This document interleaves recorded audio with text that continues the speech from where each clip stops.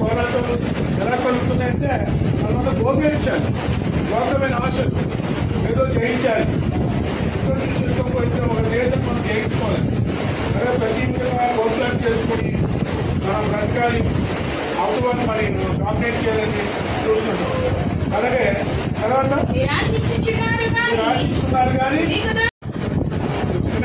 అంటే వాళ్ళు యాక్టర్ అంటే అమ్మాయి యాక్టర్ అంటే పాత్ర కాదు.